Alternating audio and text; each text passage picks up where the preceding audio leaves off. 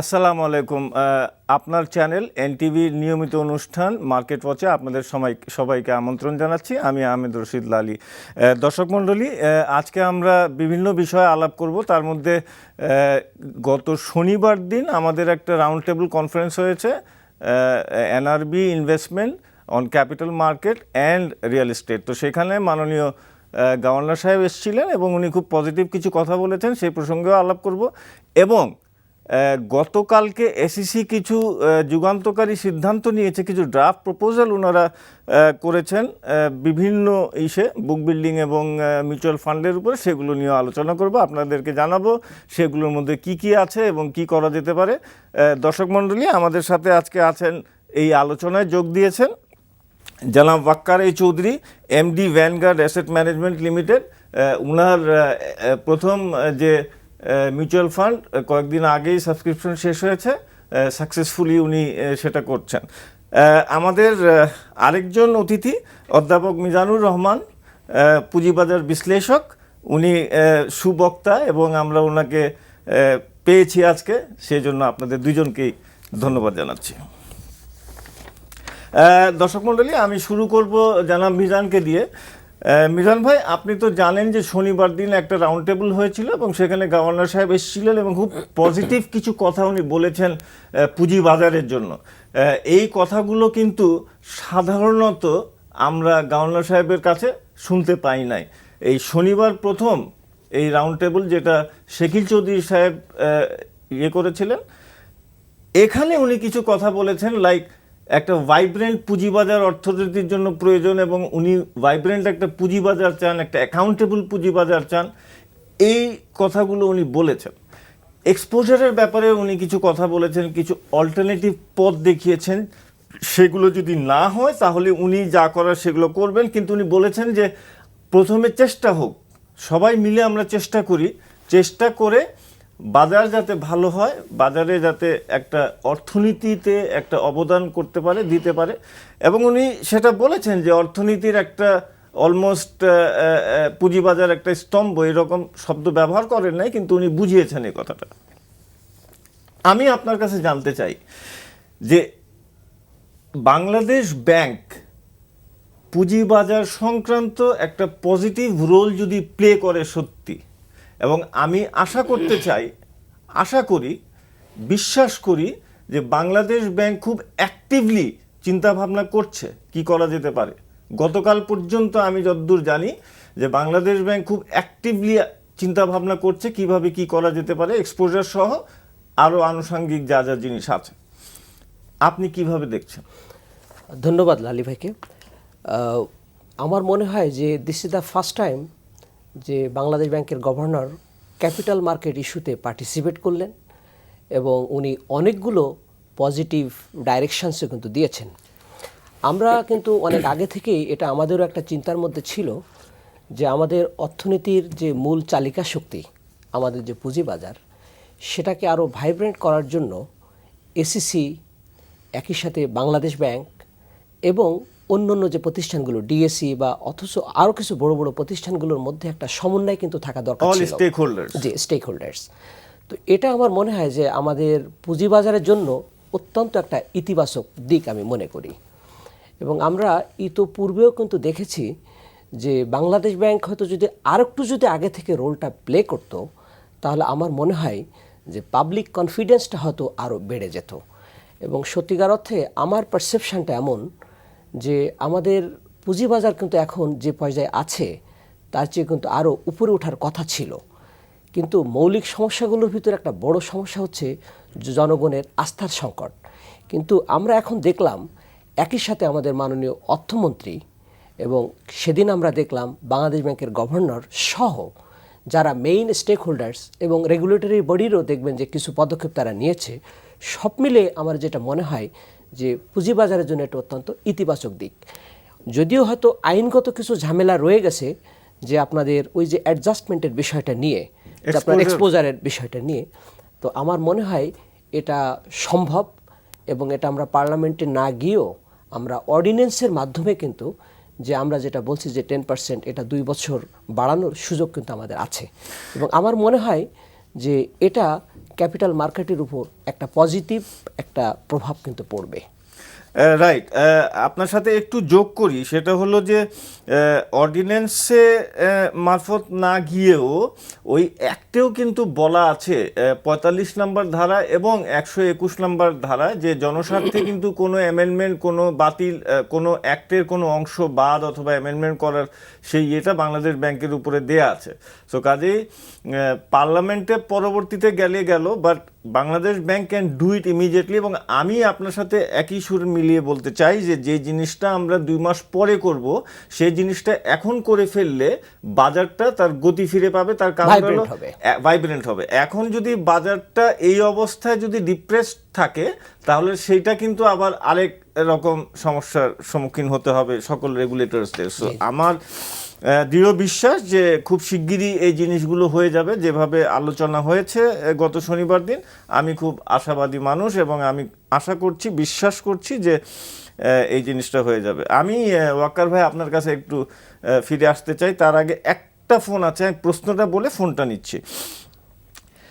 SEC গতকালকে কিছু যুগান্তকারী সিদ্ধান্ত নিয়েছে ড্রাফটের মারফতে, ড্রাফট হয়েছে, সেটা এখন ফাইনালাইজ হবে পরবর্তীতে। সেখানে বুক বিল্ডিং মেথডে যে চেঞ্জটা আনা হচ্ছে সেটা হলো যে সকল কোম্পানি প্রিমিয়াম নিয়ে আসতে চায় সেই প্রিমিয়াম নেয়ার ক্ষেত্রে সেই সকল কোম্পানিকে ম্যান্ডেটারিলি বুক বিল্ডিংয়ে যাইতে হবে।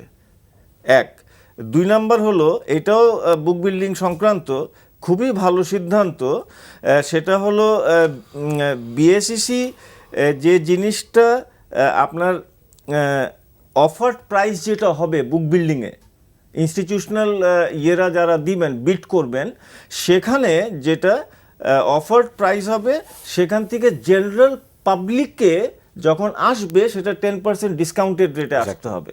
এইটাও খুব যুগান্তকারী সিদ্ধান্ত। আমি এই উত্তরটা নেব একটা ফোন নিয়ে। দর্শক কে বলছেন, আপনার নাম বলে প্রশ্ন করুন। আসসালামু আলাইকুম, আমার নাম মাকসুদ। ওয়ালাইকুম আসসালাম, জি বলেন মাসুদ সাহেব। লালি স্যার, আপনারা তো অনেকদিন থেকে পুঁজিবাদ নিয়ে কাজ করতেছেন, তো আমার প্রশ্নটা 10 সালের পর থেকে স্যার আমরা খুবই ক্ষতিগ্রস্ত সাধারণ বিনিয়োগকারী। আমরা তো এখন আপনারা কিছুদিন আগে দিয়া অর্থমন্ত্রী, বাণিজ্য মন্ত্রী বা বাংলাদেশ ব্যাংকের গভর্নরের সাথে দেখা করেছেন এবং প্রধানমন্ত্রীও আপনাদেরকে আশ্বাস দিয়েছে। তো আপনারা যদি এই আশ্বাসের পরিপ্রেক্ষিতে যে সিদ্ধান্তগুলো নেন তাহলে আমাদের জন্য খুবই উপকার হতো। যদি হয়তো ওনারা সিদ্ধান্তগুলো নিতে আরো কয়েকদিন সময় লাগবে, তারপর আপনারা যদি আবার ওনাদের সাথে যোগাযোগ করতেন, আবার দেখা করতেন, তাহলে আমরা খুবই উপকৃত হতে পারতাম না। আমরা খুবই ক্ষতিগ্রস্ত 2010 সালের পর থেকে। জি বুঝতে পেরেছি দর্শক, আপনার মাসুদ সাহেব আপনার প্রশ্ন বুঝতে পেরেছি, আমি এটার উত্তর দেব। আরেকটা ফোন নিয়ে নিই, তারপরে আমি উত্তরটা দেব। জি দর্শক কে বলছেন, প্রশ্নটি করুন। হ্যালো, আমি বিদ্যুৎ চৌধুরী মগবাজার থেকে বলছি। জি বিদ্যুৎ সাহেব বলেন। আচ্ছা, ইদানিং বাংলাদেশ ব্যাংকে একটি সার্কুলারে জানা যায় যে প্রত্যেকটি ব্যাংক স্পেশাল ফান্ড থেকে 200 কোটি টাকা বিনিয়োগ করতে পারবে। জি, এই বিনিয়োগ কি পুঁজিবাজারের ক্ষেত্রে প্রযোজ্য? জি ওকে, আপনার প্রশ্ন বুঝতে পেরেছি। আমি প্রথম প্রশ্ন যিনি করেছিলেন, প্রশ্ন না উনি একটা রিকোয়েস্ট করেছেন। দেখেন আমরা কাজ করে যাচ্ছি এবং আমরা গতকাল পর্যন্ত কিন্তু খুব পজিটিভ ইয়ে হয়েছে এবং আমরা এইটুক বলতে পারি এই অনুষ্ঠানের থেকে যে বাংলাদেশ ব্যাংক এই জিনিসগুলো রিভিউ করছে এবং এই রিভিউ করা হয়ে গেলে এবং at the same time finance ministry থেকেও একটা রিভিউ হচ্ছে ফাইন্যান্স মিনিস্ট্রিতে।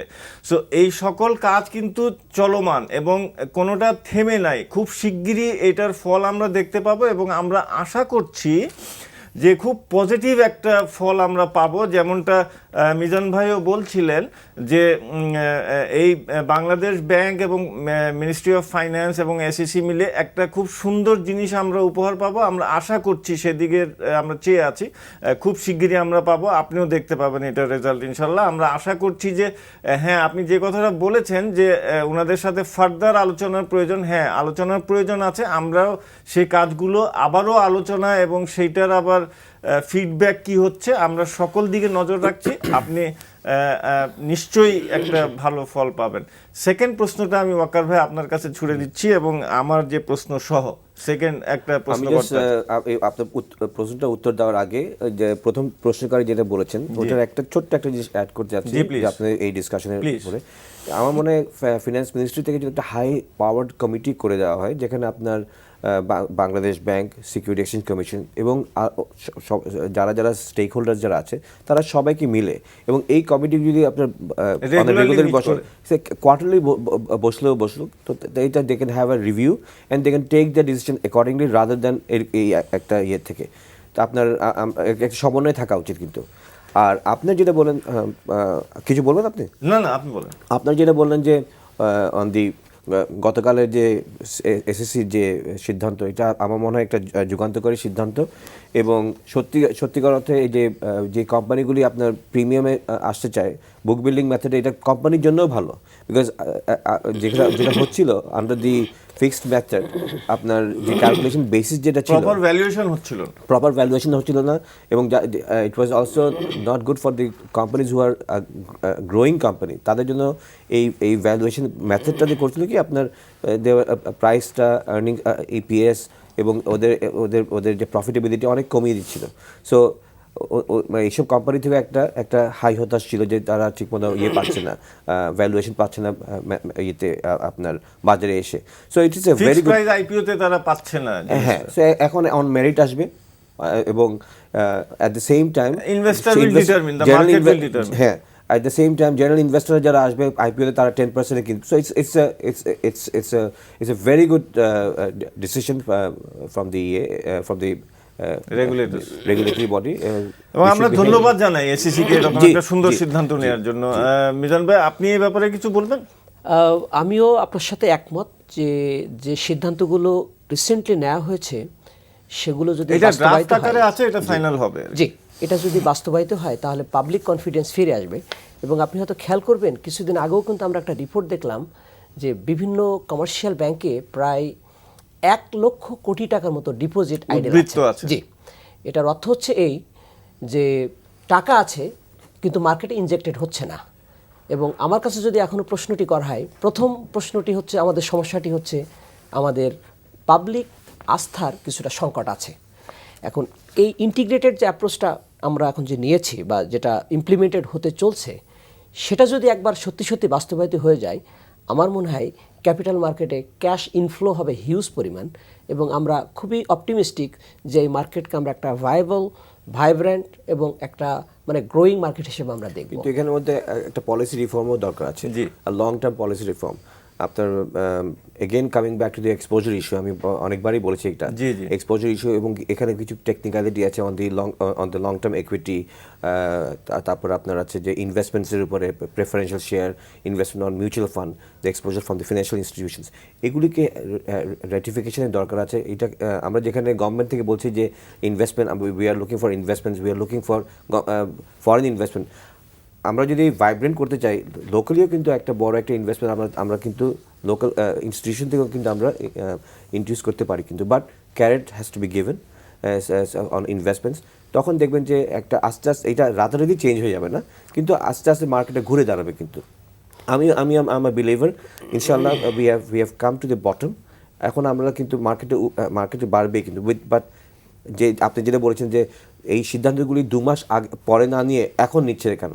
এই যে কিছুদিন ধরে যে গতকাল বা আজকে যে মার্কেটে একটু কারেকশন হচ্ছে, আপনি আমাকে অফিসিয়ালি জিজ্ঞেস করেন it is basically profit taking বলবো, কিন্তু অ্যাট দ্য সেম টাইম এখানের মধ্যে ইনস্টিটিউশনসগুলিও তারা কিন্তু যে কোনো এক্সপোজার ইস্যুটা রয়ে গেছে এখনও কিন্তু অ্যাজ পার দ্য Circular জারি হয় না, রুলস অনুযায়ী জুলাই 21 মধ্যে এটা এক্সপোজারগুলি কারেক্ট করতে হবে কিন্তু, এবং আপনার মার্জিনের উপরে যে December 31 these are the dead lines, and they are basically taking their covering their selves.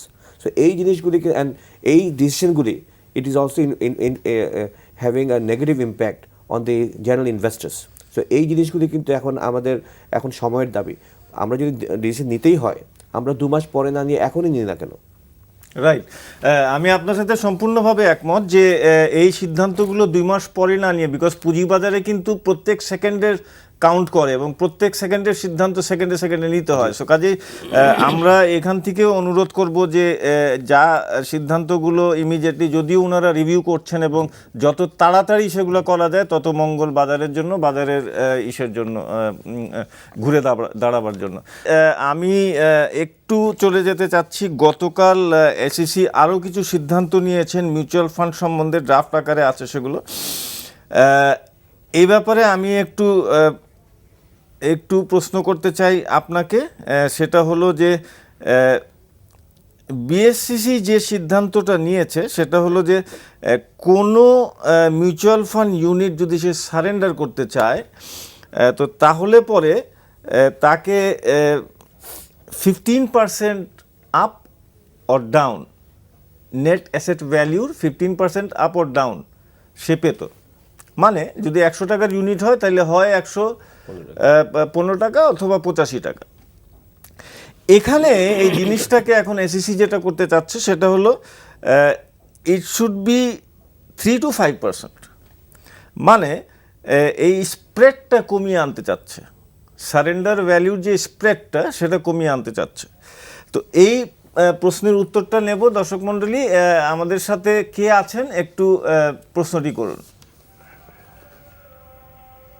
জি দর্শক, আমাদের সাথে আছেন কি আপনি লাইনে? হ্যাঁ আছি। জি প্রশ্ন করেন। আমি বলতে চাচ্ছিলাম কিছু মিউচুয়াল ফান্ডের কথা, যেগুলো যে প্রাইভেট আপনার ওই অ্যাসেট ম্যানেজমেন্টের কাছে দেয়া, ইনারা তো এই ফান্ডটা তো আমার তো মনে হয় ভালোভাবে মিসইউজ করতেছে। খুব শান শৌকতের সাথে অফিস চালাচ্ছে এবং দেখা যাচ্ছে অনেক ক্যাশ তাদের ইন হ্যান্ড রয়ে গেছে, তারা ইনভেস্ট করছে না। আবার অন্যদিকে দেখা যাচ্ছে প্রায় নন লিস্টেড কোম্পানিতে হিউজ অ্যামাউন্ট তারা ইনভেস্ট করে ফেলছে। আমি তো মনে করছি নন লিস্টেড কোম্পানিতে যে ইনভেস্ট, এটা মনে হয় ফান্ড ডাইভার্ট করেছে তারা। জি বুঝতে পেরেছি আপনার প্রশ্ন, আমরা উত্তর নেব। ওয়াকার ভাই আপনার কাছে আরেকজন দর্শক আছেন। দর্শক আপনার নামটি বলে প্রশ্ন করুন। আসসালামু আলাইকুম। ওয়ালাইকুম আসসালাম। আমি চিটং থেকে বলছি, ফোনিক্স সিকিউরিটিজ থেকে। জি বলেন। ওটিসি মার্কেটে অনেক শেয়ার আপনার পড়িয়েছে, এগুলো আমার কোনো উদ্যোগ নেওয়া হচ্ছে না। আমরা সাফারার, কোম্পানিগুলো আপনার গেইনার, আমরা লুজার। এখানে আপনার ওটিসি শেয়ার 60টা কোম্পানি পড়িয়েছে, হাজার হাজার কোটি টাকা ব্লক হয়ে গেছে। আপনার প্রশ্নটি কি সেটা বুঝতে পেরেছি, বা দর্শক আপনার প্রশ্নটা কি? মার্কেটে আনা হয়, ওনার প্রশ্ন বোধহয় ছিল এই ওটিসি মার্কেট থেকে মেন মার্কেটে আনা যায় কিনা, সেই প্রশ্নটা ছিল। দর্শক মণ্ডলী, এই ব্যাপারে কিছু গাইডলাইন আছে, সেই গাইডলাইনগুলো মেনে তারপরে এসইসিতে অ্যাপ্লিকেশন দিতে হয় এবং এসইসি সেইভাবে ওনারা নির্দেশনা দেন স্টক এক্সচেঞ্জগুলোকে এটা মেন বোর্ডে নিয়ে আসার জন্য। সো কাজেই ওটিসি মার্কেটে কিন্তু যে সকল কোম্পানি আছে সেই সকল কোম্পানিকে সেই উদ্যোগটা নিতে হবে। প্রথম প্রশ্ন যেটা মিউচুয়াল ফান্ডের ছিল এবং আমি যে প্রশ্নটা করেছি। ধন্যবাদ। এই সিদ্ধান্তগুলি এখনো ড্রাফট আকার আছে, যে ড্রাফট আকারে পুরোপুরি কমেন্টসগুলি করা যাবে আমরা যখন দেখবো পেপারের মাধ্যমে। বাট ফ্রম দি আউটসেট যেটা পড়েছি নিউজ পেপারে, দিজ আর অল পজিটিভ। যেটা হলো যে আপনি যে ব্যান্ডউইথটা 3 to 5% যে ইনভেস্টরদের জন্য ভালো হয়েছে। স্প্রেডটা আর কি, স্প্রেডের ব্যান্ডটা যে কমিয়ে 15% থেকে 3 to 5%, this is very good. এরপর আপনার ক্লোজ এন্ড ফান্ডের উপরে যেটা এসছে, যে আগে এখন ইউনিট হোল্ডারের মাধ্যমে ব্যালেটিংয়ের মাধ্যমে যাবে, উইচ ইজ অলসো গুড। এই জিনিসগুলি আপনার এনএভি ডিক্লারেশন, আমরা যদি প্রতিদিন আমরা এনএভি ক্লোজ আমরা যদি ইয়ে করতে পারি, ক্যালকুলেট করতে পারি, why can't be share with the disseminate to the investors level, there is nothing wrong with it. So এইসব জিনিস কিন্তু these are all courageous step, and on behalf of the Vanguard, I really thank the commission, the BSC Commission, for taking this decisions. যে প্রশ্ন করে যেটা বললেন যে these are all corporate governance issues. আপনার দেখেন এএমসি যে মিউচুয়াল ফান্ডগুলি 10 থেকে 12তে যে ফান্ডগুলি এসছে, ওই ফান্ডগুলি কিন্তু পড়েছে কিন্তু, এবং ওই ফান্ডগুলি ট্রেড হচ্ছে মাচ বিলো দেন দি পার ভ্যালিউ। যদিও দেখা যাচ্ছে এনএভি অনেক বেশি এটা থেকে আপনার এটা পড়েছে, কিন্তু মেইন কারণটা ছিল যে তখন প্রিভেইলিং ইনভেস্টমেন্ট আপনার যে সার্কুলার যেটা ছিল সেখানে সার্কুলার বলতো যে 75% of the fund has to be invested no matter what In the capital in the capital market. So market যখন স্প্লিট করেছে 2011-তে আপনার থেকে 12-13-তে যে দেখেন আপনার যে আমরা যখন ফান্ডগুলি এসছে তখন আপনার 7,000 8,000 আমাদের একটা গ্রিন ডেল্টা ফান্ড ছিল ওটা এসছে 8,000 ইন্ডেক্সে, এখন আপনার চলে গেছে 4,600। তো নিয়ারলি দ্যাট আমি ওই ফান্ড ধরে যদি বলি ওই ফান্ডে যারা তখন যে আমরা তখন 75% ফান্ড ইনভেস্ট করতে হয়েছিল ম্যান্ডেটরি। সো তখন কাম নট হোয়াট, এটার পিছনে একটা কারণও ছিল টু সাপোর্ট দ্য মার্কেট, বাজারকে সাপোর্ট করা। তো সাপোর্ট আমরা তখনও ছিল 2% অফ দি আপনার AMC entire AMC industry was 2% of the Total capitalisation. এখন আপনার 2% আপনার 2% দিয়ে কেমন করে আপনি সাপোর্ট করতে পারবেন? সো এখনকার বর্তমান যে কমিশন সেটা কিন্তু অনেক তারা কিন্তু চেঞ্জ করে দিয়েছে, ওনারা অনুভব করেছেন ম্যাটারটা, ওনারা এটা ওনারা চেঞ্জ করে দিয়েছেন। ওইটা এখন যেটা করেছেন যেটাতে আরও কিছু চেঞ্জেস এসছে, যেটা আপনার that permits the asset manager to make the investments as per the research and সেখানে আপনার পুঁজিবাজারও আছে, আপনার মানি আগে মার্কেট, শুধু ক্যাপিটাল ছিল মার্কেট 20% আপনি আদার দেন পুঁজিবাজার ইনভেস্ট করতে পারতেন, এখন সেটাকে আরো ইয়ে করা হয়েছে। আপনার যে ফান্ডগুলি 10 থেকে 12-তে এসছে সেটা কারেক্ট করতে সময় লাগবে কিন্তু। তো এখন যে নতুন ফান্ডগুলি আসবে, আমাদের একটা ফান্ড এসছে, আরও কয়েকটা ফান্ডের আসছে, সেই ফান্ড সেই ফান্ডগুলি আমাদের যেমন আমরা ইনভেস্ট করেছি এত 40-100 লেভেল, আমরা কিন্তু এসএসসির কাছে চিঠি একটা পারমিশনের জন্য চিঠি দিয়েছি যে এই এখন যে মার্কেটটা পড়ছে, হ্যাঁ এটা কিন্তু আমাদের জন্য বেনিফিট, কিন্তু ফর দ্য ইনভেস্টার্সের জন্য বেনিফিট, কিন্তু আমরা কিন্তু একটা আপনার লো প্রাইসে কিনতে পারছি। এএমসির যেটা সুবিধা হলো যে আপনি দেখেন আমাদের মার্কেটে একটা আপনার majority of the investors are retail, কিন্তু তাদের এখানে কোনো আপনার আগে কখনো রিসার্চের কোনো ইয়ে ছিল না। তো আমরা AMC asset management companies can act to support the investors, কিন্তু সেখানে আমাদের বিকজ আমরা যখন ইনভেস্ট করছি সেখানে ইনভেস্ট করছি on basis of research and technical information. Technical information বলছি যে মার্কেট রিউমার্স, সেটাই আমরা ডিসমিনেট করে থ্রু দ্য মার্কেট রিসার্চ আমরা কিন্তু দেখছি যে whether this informations are correct and whether we can take positioning on the certain stock based on আপনার facts and figures, not on rumors. So সেখানে আমরা কিন্তু we can act as saver of the market কিন্তু। So these are all আপনার যে corporate governance যে ইস্যুগুলি ছিল এখন অনেক বদল হয়েছে।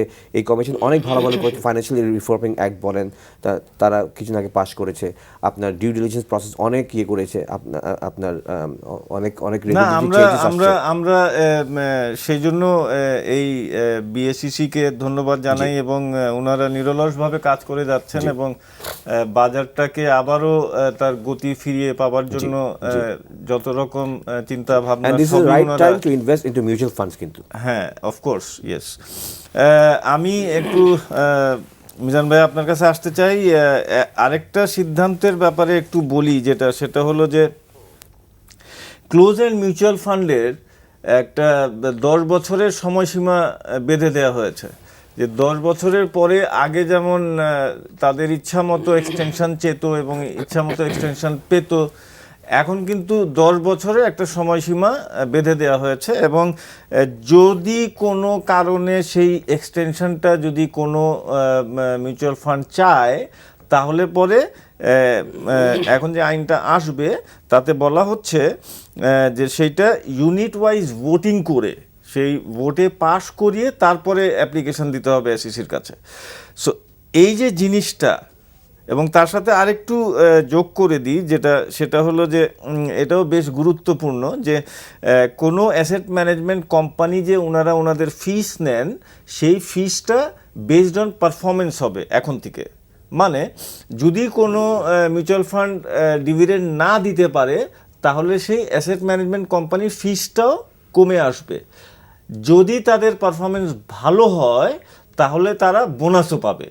সো এটা খুব সুন্দর একটা ইয়ে, কিন্তু যে ভালো করার জন্য উদ্বুদ্ধ হবে সকল এএমসিগুলো। সো আপনার মতামত কি? 2টা প্রশ্ন, একটা হলো ওই 10 বছর আর একটা হলো এই পারফরমেন্স ভিত্তিক ফিস নির্ধারণ। ধন্যবাদ। এটা তো ডেফিনেটলি একটা পজিটিভ একটা উদ্যোগ। এ কারণে বলছি যে আগে তাদের কোনো যে অ্যাকাউন্টেবিলিটির মাত্রাটা কিন্তু ওইভাবে ছিল না। এখন যদি দেখা যায় যে 10 বছরের মধ্যে তাদের পারফরমেন্স বেশ ভালো, তাহলে তারা আবার এটাকে এক্সটেন্ড করার জন্য ফর্মাল প্রক্রিয়ার মাধ্যমে কিন্তু তারা এটা বাড়াতে পারবে। কিন্তু আগে কিন্তু এই রিগোরাস প্রসেসটা কিন্তু ফলো করা হতো না।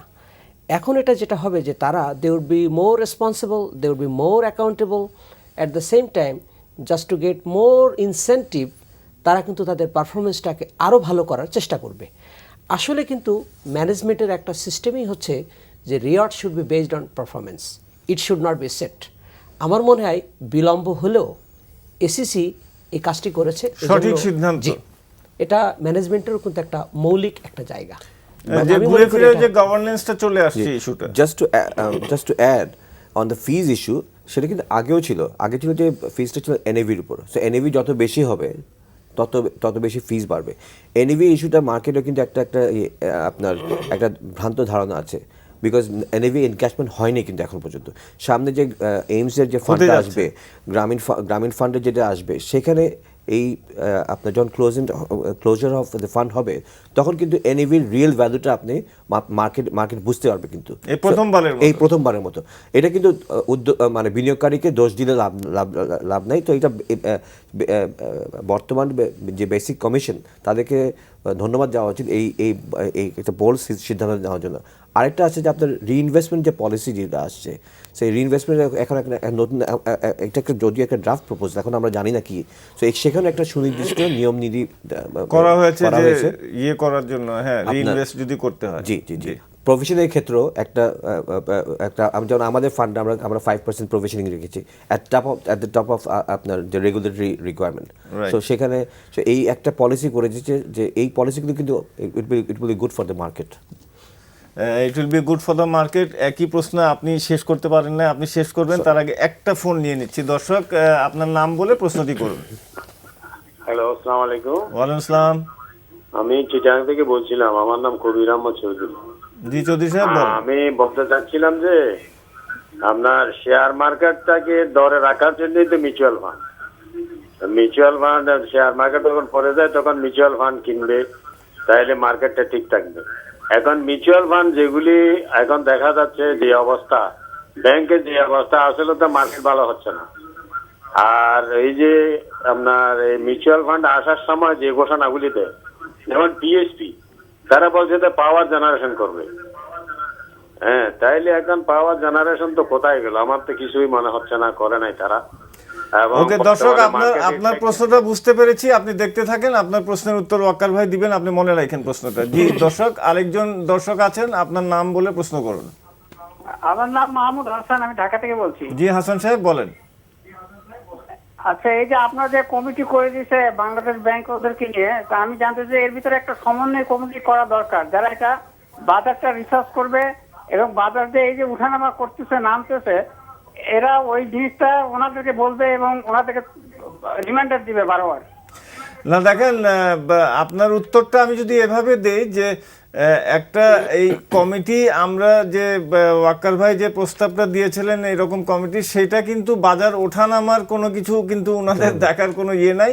বাজার ওঠানামার পিছনে মার্কেট ডিমান্ড অ্যান্ড সাপ্লাইয়ের ব্যাপার। এখন এর মধ্যে অনেক ব্যাপার আছে যেগুলো ডিএসসি সার্ভেলেন্স মনিটরিং ওনারা দেখছেন, অ্যাট দ্য সেম টাইম এসইসির সার্ভেলেন্স এবং মনিটরিং এসইসিও দেখছে। সো কাজেই ওই কোনো কমিটি এসে এই জিনিসগুলো দেখার কোনো স্কোপ নাই। প্রথম প্রশ্নটা আপনি মনে রাখবেন, আপনার কাছে আসবো। জি, আপনি শেষ করেন যদি ওই প্রশ্নটার আপনি জবাব দিচ্ছেন। জি, যেটা বলছিলাম যে এটা তো ভালো উদ্যোগ, এবং এখন তারা কিন্তু খুব এনকারেজড ফিল করবে যে টু পারফর্ম বেটার। এবং যেহেতু একটু আগে ওয়াকার সাহেব যেটা বলছিলেন যে আগেও কিন্তু ছিল ন্যাবের উপর, কিন্তু এখানে কিন্তু একটা প্রশ্ন কিন্তু রয়ে গেছে যে এটাও কিন্তু মানে কোয়ালিটি অফ ইনফরমেশন যার ভিত্তিতে আমরা একটা ক্যালকুলেশন করেছি, সেটা নিয়েও কিন্তু কিছু প্রশ্ন রয়ে গেছে। কিন্তু এখন একটা গ্রে এরিয়া ওখানেও থেকে যায়।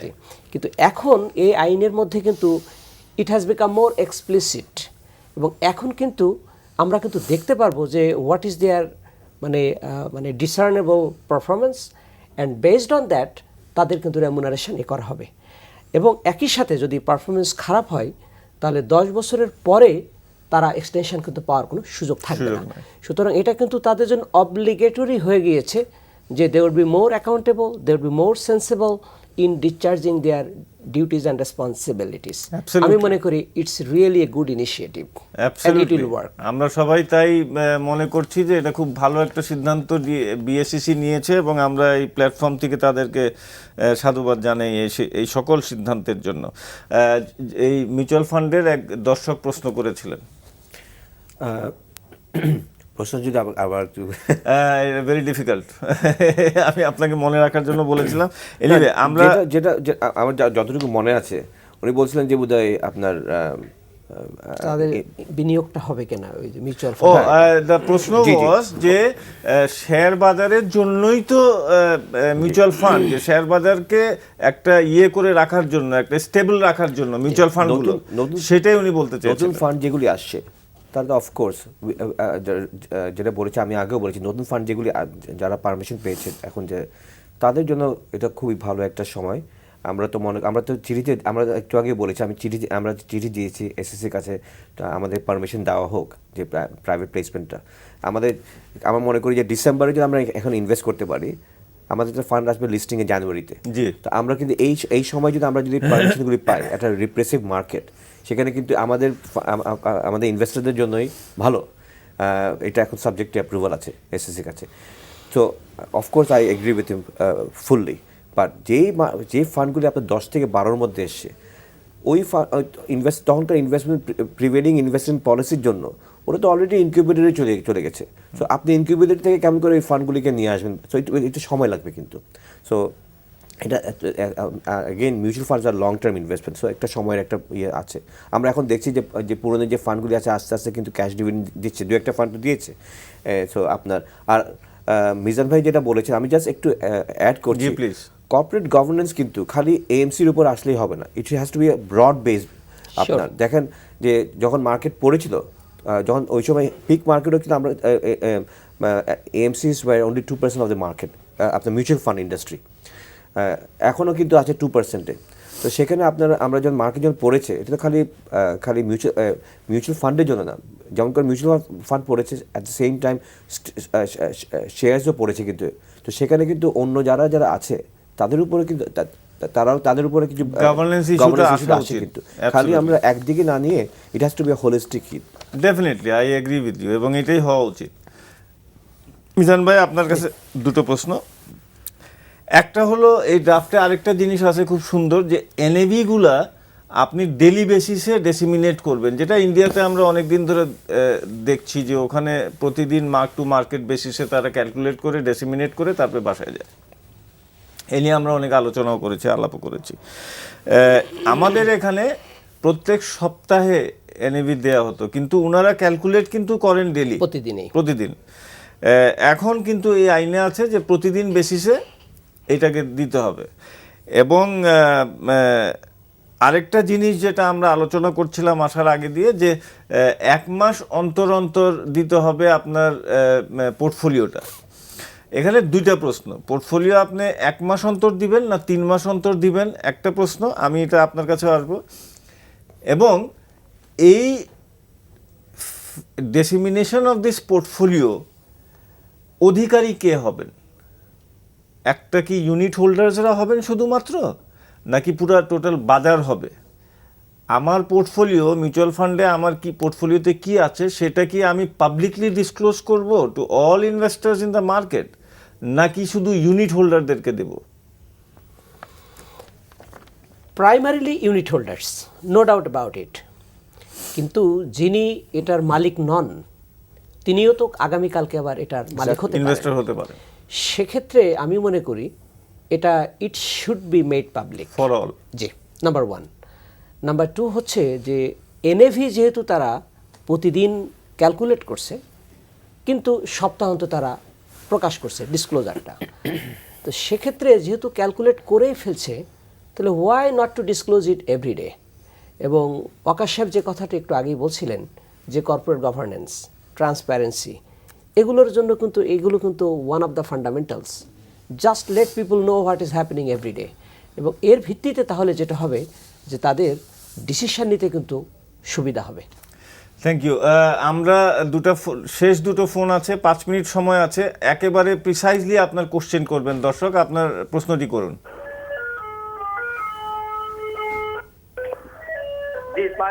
ওয়ালাইকুম আসসালাম। একটা প্রশ্ন করতে চাচ্ছিলাম, আমি ঢাকা থেকে বলছিলাম।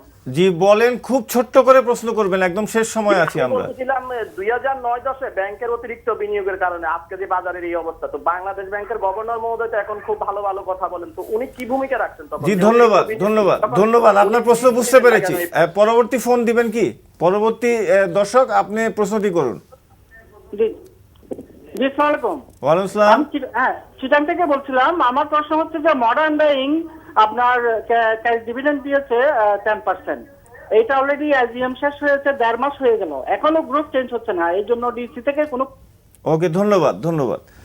জি ওয়াকার ভাই, প্রশ্নটা ছিল যে বাংলাদেশ ব্যাংকের গভর্নর সাহেব 2009-10 সালে কি উনি তৎপর হন নাই কেন? দর্শক, উনি উনার শনিবারের বক্তব্যে কিন্তু বলেছেন সুস্পষ্ট করে যে ওই সময় যদি আমরা এই সিদ্ধান্তগুলো না নিতাম তাহলে 10টা অন্তত ব্যাংক বসে যেত। এটা উনি খোলাসা করেছেন এবং বলেছেন সেদিন শনিবার দিন। সো কাজেই ওই সময় উনার সিদ্ধান্তটা একরকম ছিল, কিন্তু আমাদের মতে ওই সিদ্ধান্তটা যদি এরকম সাডেনলি না হয়ে যদি সফট ল্যান্ডিং হতো তাহলে আরো ভালো হতো। যাই হোক, সেটা উনার বক্তব্য, উনি সেটা ওইভাবে চিন্তা ভাবনা করেছেন বলে উনি ওই সময় ওই সিদ্ধান্তটা নিয়েছিলেন। জি, আপনার কাছে একটু আসতে চাচ্ছি যে ডেইলি বেসিস এনএভি এবং যে 1 মাস অন্তর অন্তর পোর্টফোলিও ডেসিমিনেট করা না 3 মাস অন্তর অন্তর ডেসিমিনেট করা, এবং should it be disseminated to all publicly অথবা the unit holders? Well, it's too early to make any comment because আমরা just আপনার cover মনে করেছি। হচ্ছে কি? আমার যেটা মনে হয় এনইভির বেসিসে যে ডিসিশনটা ইটস ফুললি কারেক্ট। আমরা যদি ডেইলি বেসিসে কারেক্ট আমরা ক্যালকুলেট করতে পারি, ওয়াই ডোন্ট উই ডিসেমিনেট? হ্যাঁ, এটা কিন্তু ইনফ্যাক্ট আমাদের এএমসি থেকেও প্রপোজালও ছিল কিন্তু এরকম একটা to the Security Exchange commission.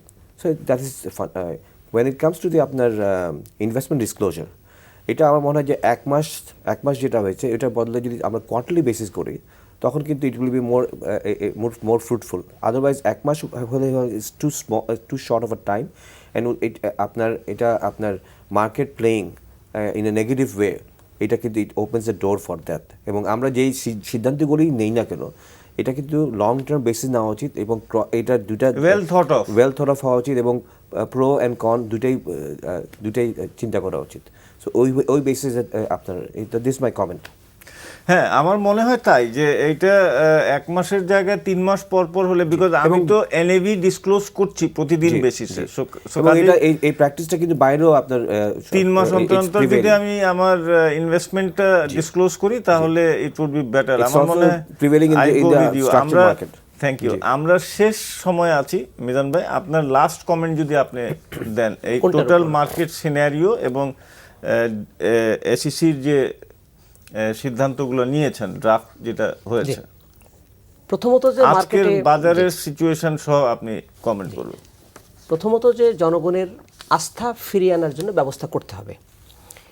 এতক্ষণ পর্যন্ত আমরা যে ডিসকাশন করলাম এবং বিভিন্ন বডি থেকে যে রেকমেন্ডেশনগুলো এসেছে, এটা সব কিছু পজিটিভ। এখন পাবলিকের ভিতর যারা ইনভেস্টর বা স্টেক হোল্ডার্স, তাদের ভিতর একটা আত্মপ্রত্যয় যাতে জন্মানো সম্ভব হয় যে এভরিথিং ইজ ওয়ার্কিং, এই জিনিসটা আমাদের জন্য খুব ইম্পর্ট্যান্ট। এবং একই সাথে যে আমি যে একটু আগে বলছিলাম যে একটা ইন্টিগ্রেটেড অ্যাপ্রোচ, যে বাংলাদেশ ব্যাংক যে একটা হোলিস্টিক অ্যাপ্রোচ কিন্তু থাকা দরকার। যেমন Bangladesh Bank, ACC, DAC, CAC এবং বড় বড় ফাইন্যান্সিয়াল বা নন ফাইন্যান্সিয়াল ইনস্টিটিউশন আছে, মার্চেন্ট ব্যাংকস আছে, জি সবার মধ্যে একটা ইন্টিগ্রেশন থাকা দরকার এবং তাদের ভিতর কমিউনিকেশনটা খুব কন্টিনিউয়াস ফর্মে কিন্তু থাকা উচিত।